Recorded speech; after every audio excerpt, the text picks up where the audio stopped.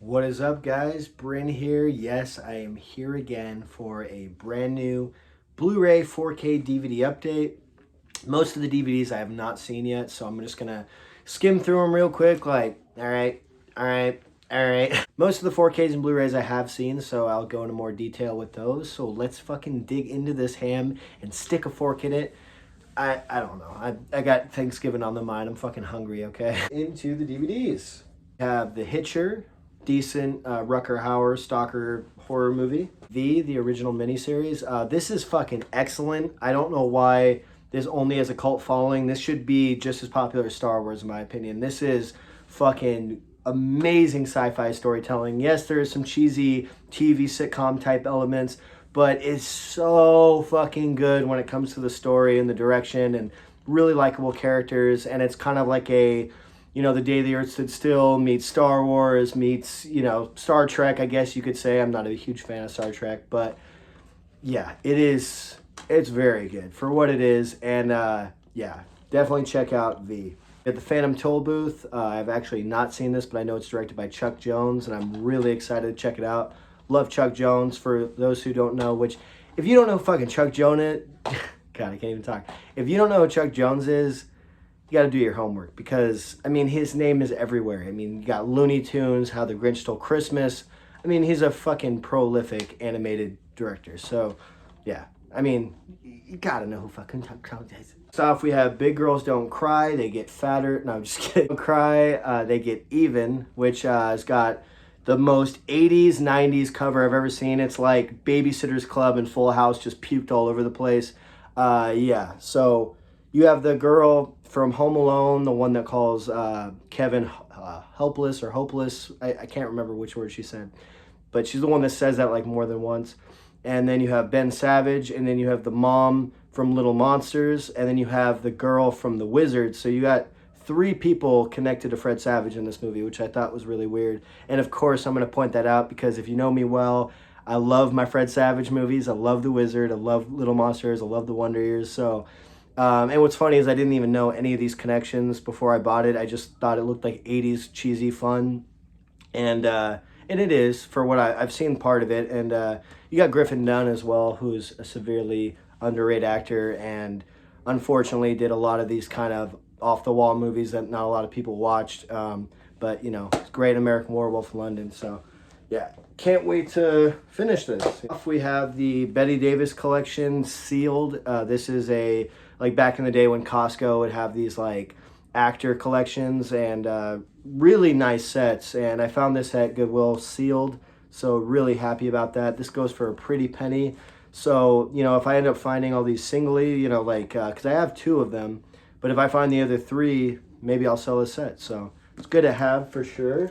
So I got this movie for free, and I probably wouldn't have it otherwise. It looks like every other, popular cast in front of a white canvas 90s movie. That's all I can take it for the face value. But yeah, I looked it up. It didn't do terribly, but I'm not like the most enthused to watch it. But it just looks really boring. You can't look at this cover and tell me that doesn't look boring as fuck. I love Jack Lemmon. I love James Garner. I love Dan Aykroyd.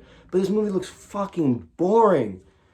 But I'll watch it. Yeah, Mad TV season 1. This is before Will Sasso and like a bunch of the people that made it even more popular.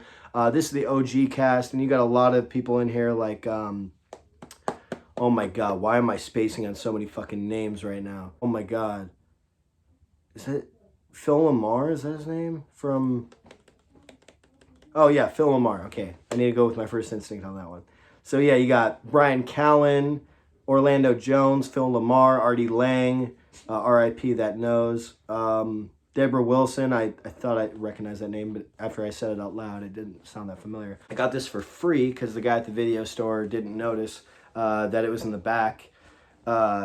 He put it down and didn't notice it after he already rung me up on everything else, so he gave me this for free, and that is the Nickelodeon present. Sorry, I don't know why I say it like that. Which is the I can't even talk today. Which is the Rocket Power movie. Turns out this actually out of print and goes for like $20, so that's pretty cool. And I love like retro Nickelodeon. I hate fucking new Nickelodeon, retro Nickelodeon. And this was kind of at the tail end of that era. But yeah, I mean, I still enjoy it for what it is. It's not one of my favorite Nickelodeon shows, but I gotta have it in the collection. And I like how I said I'm just gonna skim through the DVDs, and so far I've talked about each of them. You got Carrot Top and Chairman of the Board. That's what I bought it for, because you know, you gotta love Carrot Top. He's awful, but I just love these like weird like 90s comedians that just somehow got famous. Comic book villains, I've never heard of it, but my buddy Brian goes, God, I can't talk today. My buddy Brian Goes Blue just told me about this. Like I posted a picture of it and he's like, that movie's great. So got to check it out now. Thanks, Brian. Next off, we got Killing Zoe. Never seen this, but I know it's Eric Stoltz. Looks kind of like an independent gangster flick.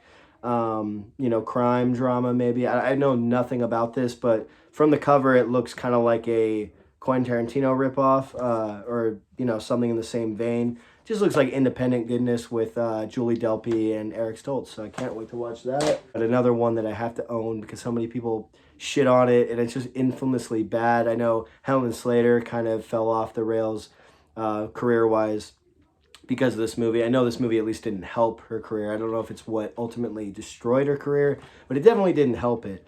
And I hate when that happens. You know, it's almost never the actor's fault, so it's kind of a shame. But yeah, Supergirl, Grind. I'm not a huge fan of this movie, but I knew it was like super out of print for a while, and it's not as out of print anymore, but it was really cheap. So I was like, in case this goes out of print again, or, you know, the fact that it was, and I found it, I was like, whatever. It was like $2, so bought that. And then last but not least for the DVDs, we have Rancho Deluxe, which has Jeff Bridges and what the fuck is his name? Sam Waterston.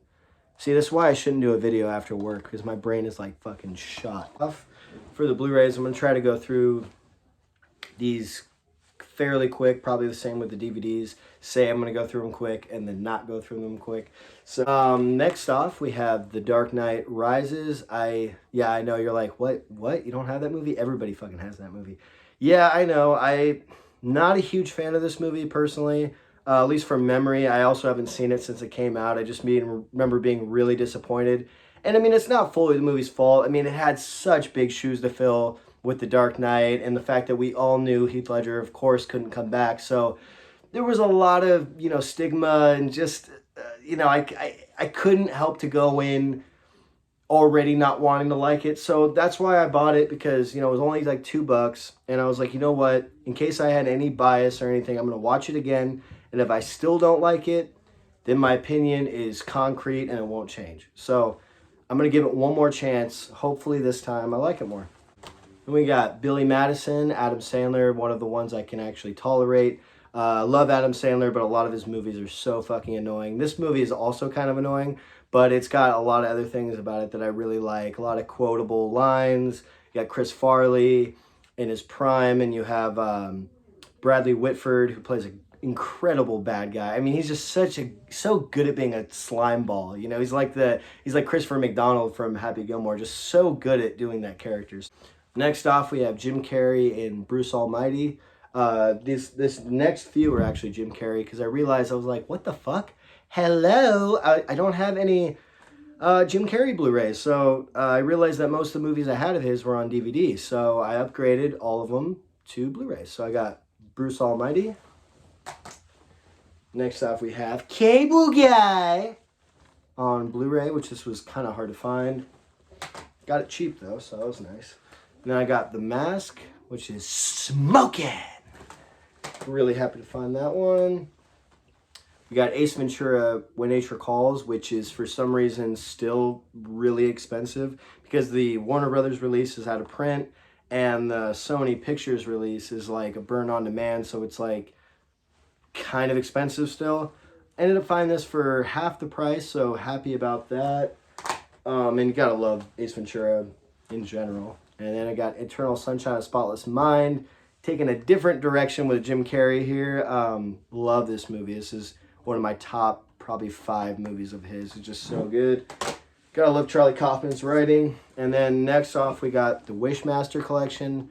Have not seen these. These are probably going to be god awful, but I love what Vestron's doing with these releases, and beautiful artwork, and I can't really feel bad about buying a boutique release, even if the movie might be crap, because if the movie is crap, then I could probably sell it for what I paid for it. So that's not a problem. Plus, I'll probably enjoy it. I like that kind of stuff.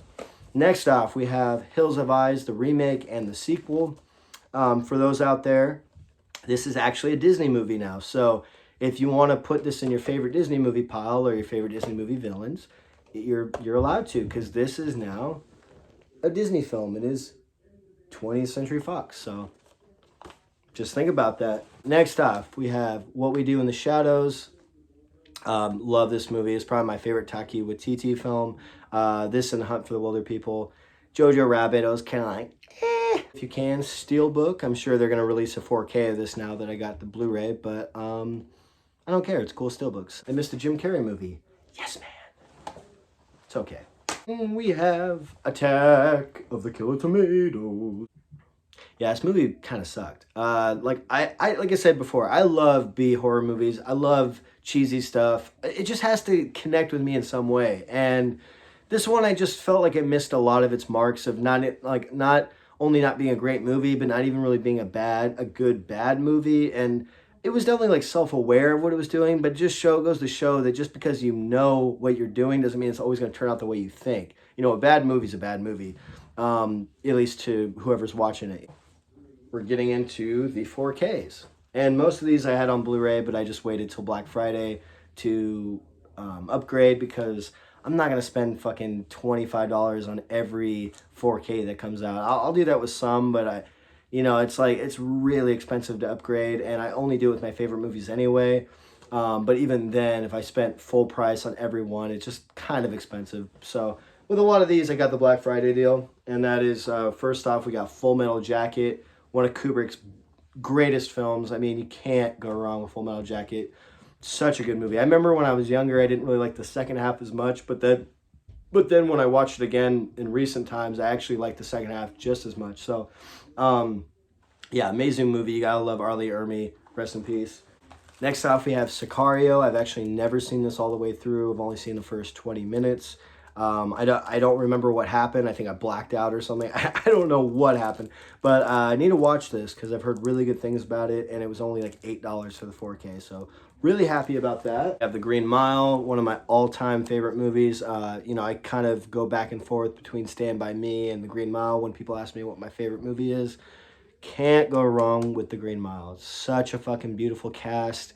Long movie, but flies the right by. I mean, it is just so good. Gives you everything that's great about Stephen King's writing, everything that's good about Frank Darabont's direction, and it just flows so beautifully in.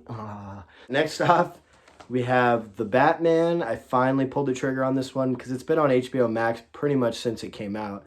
And so it was kind of hard to want to pay $25 or whatever, for a movie that I can watch at home. So I waited for the Black Friday deal, got this for $10. I cannot go wrong with that because, it's kind of slipcover and it's just gorgeous. All-time favorite movies, and that is Christmas Vacation.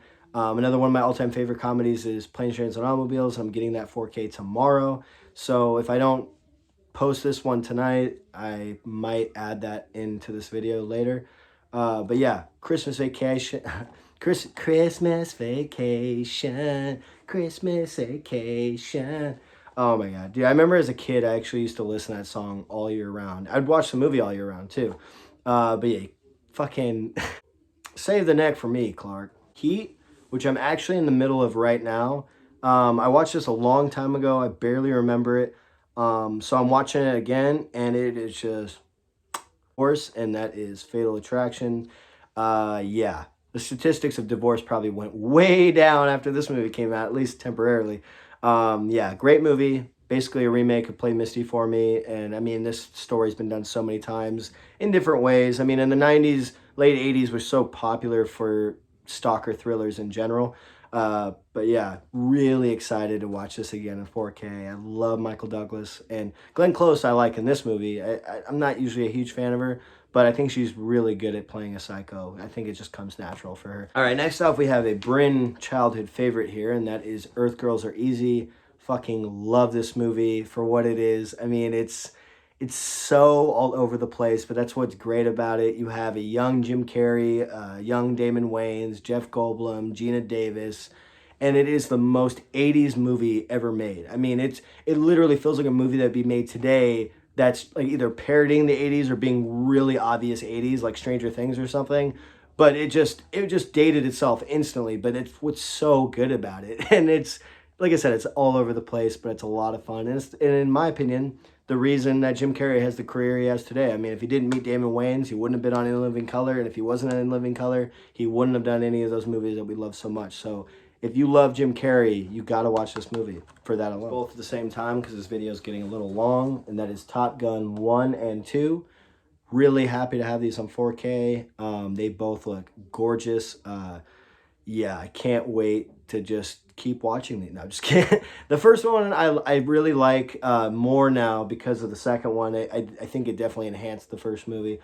Still not as big of a fan of it as I am the second one. I think the second one just has so much going on and for it, and yeah, I just think it's a lot more solid of a film. But I do enjoy both, and especially now that the sequel is out. Like I said, it enhances the first one, and it's really rare when a sequel can do that. So really happy to have those. We have Beetlejuice on 4K. Oh, shit, I thought he was going to pop up out of somewhere. But yeah, really glad to have this on 4K. One of my all-time favorites. I waited for this to go down, I think, like $14 before I pulled the trigger.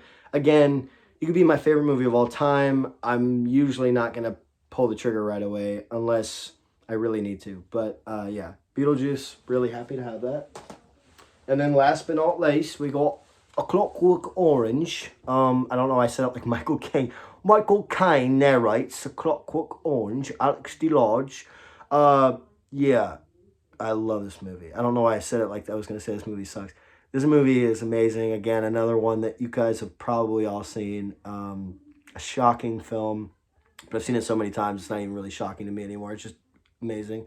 But yeah, so good. And the character development, like not only in this movie, but Kubrick's movies in general, he's just so good at capturing like a certain arc with characters, and like how, you know, first half we see him do this debauchery, and then the second half we see him, you know, get punished for all this debauchery, and then a little sum at the end. And yeah, it's just amazing, beautiful to look at, beautiful 4K restoration. And Malcolm McDowell went through a lot of shit to make this movie, and I mean, who doesn't when they make a movie with Stanley Kubrick? Love the guy, but I would never want to work with him. I mean, at the same time, of course, if I had the chance, I would, but it's definitely challenging and a nightmare for a lot of people to work with him, but none of them really regretted it, so just shows how much of a genius he was. Clockwork Orange. All right, guys, well, that is it. So it's everything I picked up.